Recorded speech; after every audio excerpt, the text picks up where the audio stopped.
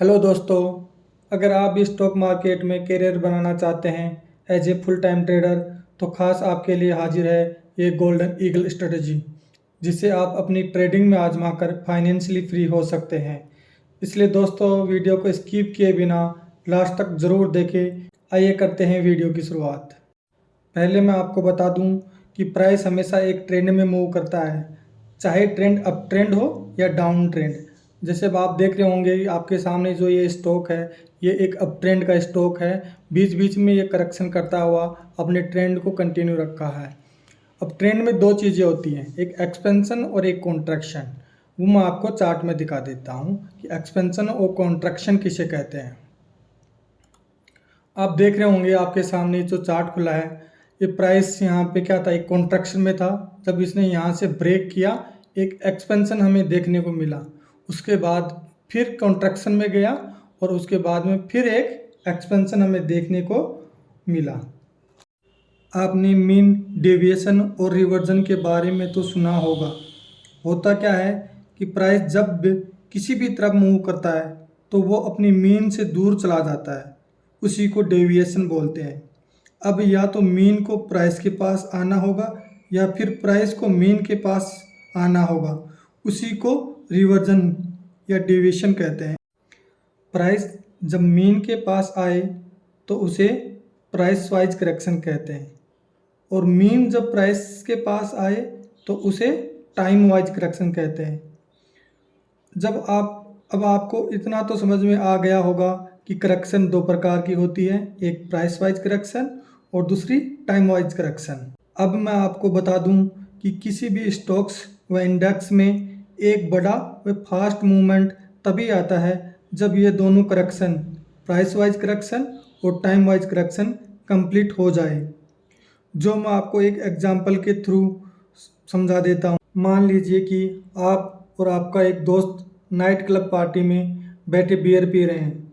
आपके दोस्त ने एक बियर पी तो आप सोचिए कि उसके वॉशरूम जाने की प्रोबेबिलिटी कितनी है? Less probability. उसके बाद जब उसने दूसरी बियर पी, अब पॉसिबिलिटी थोड़ी इंक्रीज हो गई है। और उसके बाद जब उसने तीसरी बियर पी तो आप अपने दोस्त के फिजिकल बिहेवियर से पता चल गया कि अब ये वॉशरूम जाने वाला है, क्योंकि इसने 3 बियर पी ली हैं और टाइम भी पूरा ले लिया है। तो जब भी ये चेयर से खड़ा होगा तो हम समझ लेंगे कि अब ये वॉशरूम जा रहा है। तो यहाँ से इस एग्जाम्पल में जो आपका दोस्त है वो है स्टॉक्स, जो बियर पी है वो है प्राइस वाइज करेक्शन, और पीने के बाद जब तक वो टाइम लिया है वो है टाइम वाइज करेक्शन, और दोस्त का वॉशरूम जाने के लिए चेयर से खड़ा होना वो है स्टॉक के प्राइस का ब्रेकआउट होना।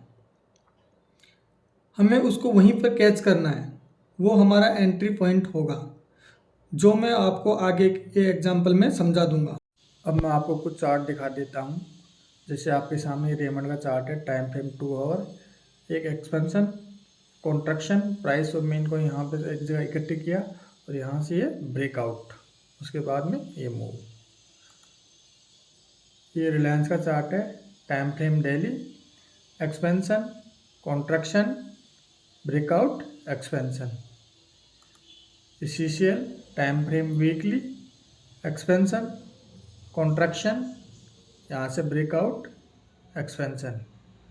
ये कॉफ़ी डे का टाइम फ्रेम है 1 आवर, यहाँ से कॉन्ट्रैक्शन में था, एक्सपेंशन, फिर कॉन्ट्रैक्शन और फिर ब्रेकआउट। ये जेनसार का है, टाइम फ्रेम 2 आवर, एक्सपेंशन, यहाँ से कॉन्ट्रैक्शन, ये प्राइस वाइज हुआ है, उसके बाद में ये ब्रेकआउट, वापस एक्सपेंशन। ये टांगला का है, टाइम फ्रेम डेली है, यहाँ से कॉन्ट्रैक्शन था, इसके बाद में ये ब्रेकआउट, एक्सपेंशन, कॉन्ट्रैक्शन और फिर एक्सपेंशन।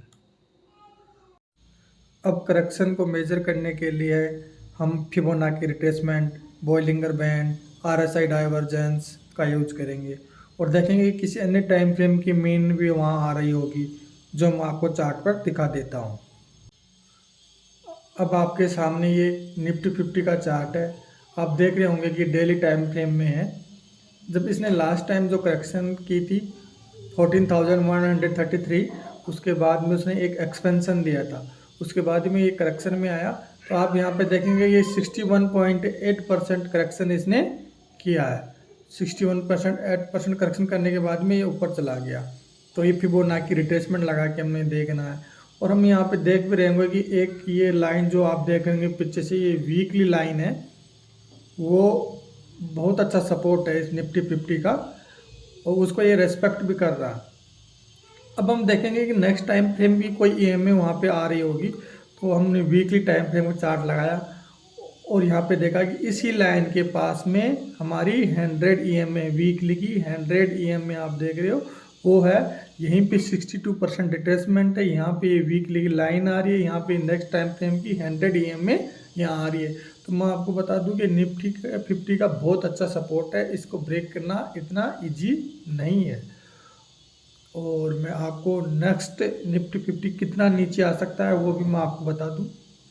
तो मैं आपको बता दूं कि ये 16,330 से नीचे आना, इसके लिए नीचे 16,330 के पास में आके ये वापस अपना एक अप मूव देने वाला है। अब हम अलग अलग चार्ट में भी देखेंगे, जैसे ये रेमंड का चार्ट है, मैंने आपका इसका पहले भी एग्जांपल दिया था। ये 2 आवर टाइम फ्रेम का है। यहाँ से एक करेक्शन में आया था, उसके बाद में जब इसने अपने ट्रेंड को रिज्यूम किया और एक मूव ऊपर की तरफ गया, तो यहाँ पे देखे ये करेक्शन भी 38.2 की है। फिबोनाची से हम देखेंगे ये करेक्शन 38.2 की है, और यहाँ पे सभी मीन इकट्ठी हो चुकी हैं और ये ब्रेकआउट दिया, उसके बाद में हमने इसमें ट्रेड लिया। अब रिलायंस का चार्ट देखते हैं।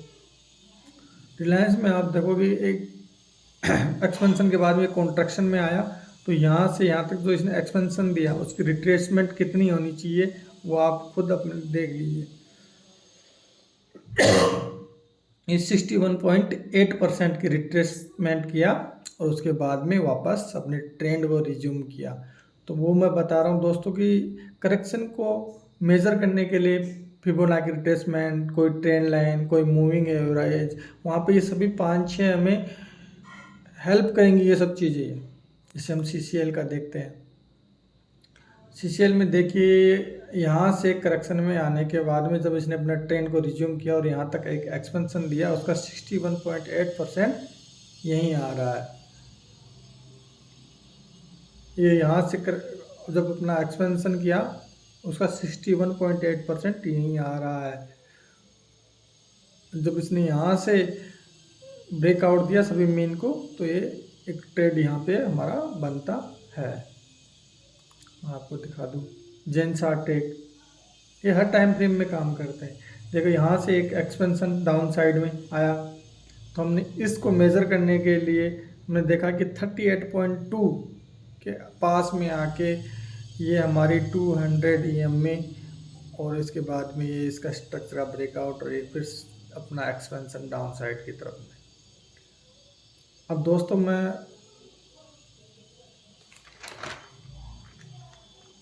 बता दूं आपको स्टॉक से एग्जिट कब होना है और करेक्शन एक टाइम फ्रेम से दूसरे टाइम फ्रेम में मूव कैसे करती है, वो मैं आपको नेक्स्ट वीडियोज़ में बताऊंगा।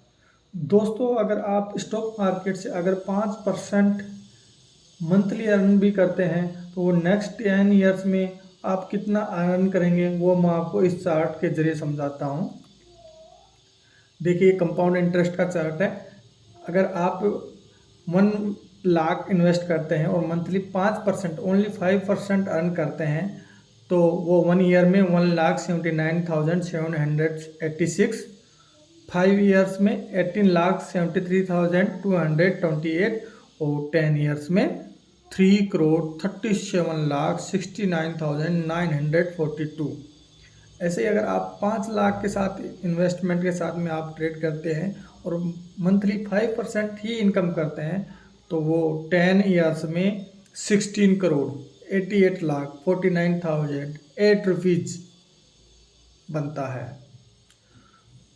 20 लाख के साथ में आप ट्रेड करते हो तो वो 67,53,98,832 ये 10 ईयर्स में बनता है। तो इसलिए दोस्तों 5% रिटर्न मंथली ज़्यादा भी नहीं है और ये बहुत कुछ भी आपको कंसिस्टेंटली आप इसमें बनाए रखिए।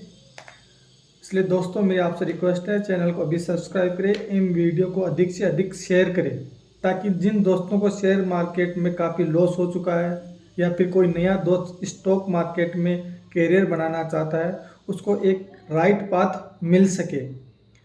दोस्तों मेरी मोटिवेशन के लिए कमेंट बॉक्स में ज़रूर बताएं कि आपको वीडियो कैसा लगा।